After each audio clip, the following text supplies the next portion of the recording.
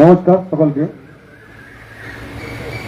আমার তো বলার মতন পরিস্থিতি আমি দাঁড়িয়ে নেই, তবু এই সাংবাদিক বন্ধুদের আন্তরিক ডাকে সাড়া না দিয়ে থাকতে পারলাম না, তাই সোজা বিছানা থেকে উঠে একদম আপনাদের এখানে। তো সুশান্ত দাস মঞ্চে চলে আসুন। তো আজকে আমরা আমাদের মধ্যে উপস্থিত আছেন আমাদের সিনিয়র 16 কলাপূর্ণ আরামবাগ বিধানসভায় 4 বিধায়ক উপস্থিত হলেন। আমরা 4 বিধায়ক উপস্থিত হলেন। খানাকুল বিধায়ক, দুবারের বিধায়ক সুশান্ত ঘোষ। শ্রী হ্যাট্রিক করবেন 7 বছর। আমাদের মধ্যে মঞ্চে উপস্থিত আছেন আমাদের ফুলসুরার বিধায়ক সম্মানীয় বিমান ঘোষ মহাশয়, আরামবাগ বিধানসভার বিধায়ক সম্মানীয় হেমন্ত বাগ মহাশয় এবং খানাকুলের বিধায়ক সম্মানীয় সুশান্ত ঘোষ মহাশয়। এছাড়া উপস্থিত আছেন আরামবাগের এসডিপিও সাহেব এবং আরামবাগের আইসি। এছাড়া সম্মানিত মঞ্চের সম্মানিত অতিথি আরামবাগ টাউন আমাদের পার্টির পৌর নমস্কার গোহাদ ওসিও আছেন আমাদের আরামবাগ টাউনের আমাদের দলের পক্ষ থেকে যিনি সভাপতি উনিও আছেন, উপস্থিত আছেন। তো সম্মানিত মঞ্চের প্রত্যেকটি সম্মানিত অতিথিকে আমার তরফ থেকে আন্তরিক জাতীয়তাবাদী গৌরী অভিনন্দন। সামনে উপস্থিত সমস্ত সাংবাদিক বন্ধু, তাদেরকে আমার তরফ থেকে জাতীয়তাবাদী গৌরী অভিনন্দন। আজকে এইরকম একটি প্রেস ক্লাবের অনুষ্ঠানে আমরা আরামবাগ সাব ডিভিশনের 4 বিধায়ক একসাথে একই জায়গায় একই দলের হয়ে প্রতিনিধিত্ব করা 4 বিধায়ক উপস্থিত হতে পারবো, এটা আমাদের কাছে অত্যন্ত গর্বের। আর সম্পূর্ণ এর কৃতিত্ব কিন্তু আপনাদেরও একটা বড় অংশ আছে। যেভাবে নির্বাচন পরবর্তী পরিস্থিতিতে দাঁড়িয়েও আজকেও আপনারা আপনাদের পেশাদারিত্বের দিক থেকেও যে সাংবাদিকতার নজির আপনারা এই আরামবাগ সাব ডিভিশন জুড়ে সৃষ্টি করেছেন, তা অত্যন্ত প্রশংসনীয়। আমার মনে হয় যে পশ্চিমবঙ্গের আরো যে সমস্ত সাব ডিভিশন সিটিগুলো আছে, সেইখান থেকে আমাদের আরামবাগ সাব ডিভিশন এই সাংবাদিকতার পেশায় সাংবাদিক বন্ধুদের যে পেশাদারিত্ব অনেকটা অ্যাডভান্টেজের জায়গায় আছে। এটা আমি নিজেও বিভিন্ন দিক থেকে উপলব্ধি করে দেখেছি। এবং বিভিন্ন ডিস্ট্রিক্ট থেকে আমাদের এখানকার যে সমস্ত চ্যানেলগুলো আছে ছোট ছোট বা আমাদের এই আঞ্চলিক যে সমস্ত আমাদের এই আরামবাগ মহকুমাগত দিক থেকে বিভিন্ন চ্যানেল আছে, ইউটিউব চ্যানেল থেকে আরম্ভ করে যে পোর্টালগুলো আছে, যেভাবে প্রশংসার সাথে আপনারা কাজ করে এবং এদের যে জনপ্রিয়তা শুধু এই আমাদের জেলাতে নয়, সারা পশ্চিমবাংলায় ছড়িয়ে পড়েছে, সারা ভারতবর্ষে ছড়িয়ে পড়েছে। সেটা অ্যাসেম্বলিতে বিভিন্ন বিধায়ক বা বিধায়কদের বিভিন্ন প্রতিনিধিদের কাছ থেকে আলাপ আলোচনার মধ্য দিয়ে আমরা অনেকটা অবগত হই যে হ্যাঁ, আমাদের এখানকার খবর এতটাই পপুলার, এতটাই জনপ্রিয়তা অর্জন করেছে, যেটা উত্তরবঙ্গেতেও এর স্প্রেড করেছে গতি প্রকৃতি। তো যাই হোক, বিমানদা বললেন আমাদের সরকার, বর্তমান সরকার অনেক ভালো কাজ করছে। সরকার আপনারা জানেন যে দুটো ঝড়ের গতিতে কাজ করছে। অ্যাকচুয়ালি একটা মরছে পোড়া একেবারেই দীর্ঘ 50 বছরের বেশি সময় কেন্দ্র রাজ্য যেভাবে বিচারিতার সরকার চলেছে এই পশ্চিমবঙ্গে, এর সুফল আজকে আমরা আস্তে আস্তে পাচ্ছি। মাত্র 2 মাস আমাদের সরকারের বয়স। তো অপেক্ষা করতে বলবো, বাংলার নাগরিকদের কাছে একটু সময় চাইবো।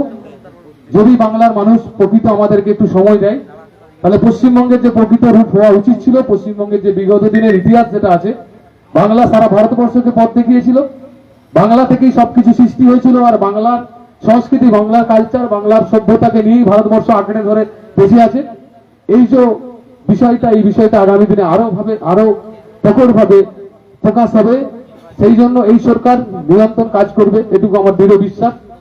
আমরা বিগত দিনে দেখেছি যে পশ্চিমবঙ্গের না আর বঞ্চনা এছাড়া আর কিছু অভিযোগ ছিল না।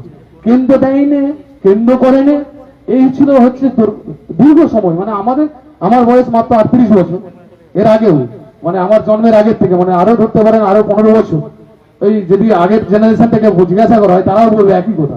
এই ছিল অবস্থা। কেন হচ্ছে কেন্দ্র সরকার তো আমাদের ভারত সরকার, এইটা বোধহয় পাকিস্তান সরকার, যেমন প্রতিবেশী দুজনের দ্বন্দ্ব যেমন চলে ভোটার নিয়ে সীমারেখা নিয়ে, ঠিক সেই সম্পর্ক ছিল।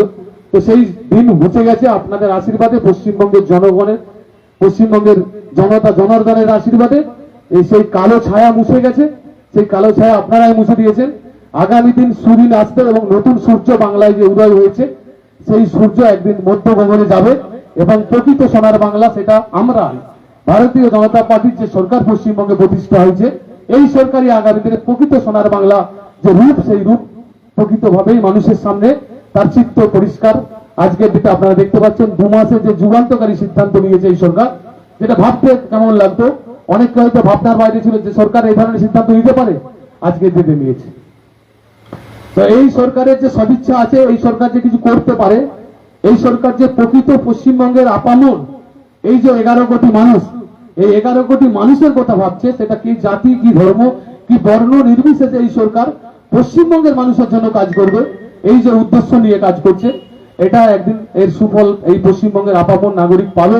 এবং কেন্দ্র রাজ্যের যে ডবল ইঞ্জিনের সরকার, সমন্বয়ের সরকার, আজকের দিনে বলার কোনো জায়গা নেই যে কেন্দ্র বঞ্চনা করবে, কেন্দ্র বঞ্চনা করছে, এই ভাষা আপনারাই আউট করে দিয়েছেন। তাই মোদিজির কথাই ভয় আউট হয়েছে, ভরসা আইন হয়েছে, পশ্চিমবঙ্গে আইনের সরকার শাসন হয়েছে, এখানে শাসকের আইনের কোনো জায়গা নেই। আমাদের রাজ্যের মুখ্যমন্ত্রী একটা কথা স্পষ্ট করেছে যে পশ্চিমবঙ্গে আইনের শাসকের আইন থাকবে না এই বাংলাতে। তো আজকের ডেটে যারা দুর্নীতিগ্রস্ত মানুষ, যারা করাপশনের সঙ্গে যুক্ত আছেন, তাদের কারু ছাড় নেই। সেটা আমার দলের যদি কোনো প্রতিনিধি হয়, তারও কোনো জায়গা নেই, তাতে আমার দলের উপরেও স্টেপ নিবে, এটা পরিষ্কার। আজকে দিতে আপনারা অনেকেই জানেন, ছোট ছোট কোথাও কোথাও আমাদের ছেলেরাও একটু একটু যদি ভুলভ্রান্তি করে থাকে, প্রশাসন আইন অনুযায়ী স্টেপ নিচ্ছে এবং সেই স্টেপ দৃষ্টান্তমূলক ভাবেই নিচ্ছে, আগামী দিনে তাই নেবে। আমরা চাচ্ছি যে স্বচ্ছতা, জিরো টলারেন্স নীতি নিয়ে এই বাংলা চলবে। এই বাংলা ঐতিহাসিক নজির করবে বাংলা সরকার স্বচ্ছতা নিরিখে। তো সেই ক্ষেত্রে আপনাদের যারা প্রেস বন্ধু আছেন, যারা সাংবাদিক বন্ধু আছেন, আপনাদের কাছে আমার বিনম্র নিবেদন যে আপনারা আগামী দিনে এই সরকারের অবশ্যই আপনারা গণতন্ত্রের চতুর্থ স্তম্ভ, আপনারা সমালোচনা করবেন, আপনাদের সমালোচনা করার অধিকার আছে, আপনাদেরকে সংবিধান সেই অধিকার দিয়েছে, কিন্তু আপনারা গঠনমূলক সমালোচনা করবেন, যাতে এই সরকারের ভালো কাজটা আপনারা তুলে ধরবেন, খারাপ কাজ যেটা হবে সেটা অবশ্যই আপনারা সমালোচনা করবেন। আপনাদের সমালোচনার মধ্য দিয়ে আমরা আগামী দিনে আবার সেটা সূত্রে নিয়ে ভালো কাজের দিকে ঝাঁপিয়ে পড়বো। এই কথা বলে আবার সম্মানিত মঞ্চের সম্মানিত অতিথিদেরকে যথাযোগ্য স্থানে শ্রদ্ধা সম্মান নমস্কার জানিয়ে, আপনারা যারা সাংবাদিক বন্ধুরা আছেন প্রত্যেককে আমার তরফ থেকে আবার পুনরায় জাতীয়তাবাদী গৌরী অভিনন্দন জানিয়ে নমস্কার জানিয়ে ক্ষুদ্র বক্তব্য শেষ করছি। ভারত মাতা কি জয়, বন্দে মাতরম। নিউনুর সোফা সেন্টার, এখানে সমস্ত রকম সোফা পাইকারি ও রিটেলে বিক্রয় করা হয়। সমস্ত সোফা নিজস্ব কারখানায় তৈরি করা হয়। প্রোপাইটার হানিফ হোসেন খাঁ ও রুহুল হোসেন খাঁ, বড়ডোঙ্গল হাটতলা সিনেমা হলের সন্নিকটে, হুগলি। যোগাযোগ 7797170093 এবং 9382003105।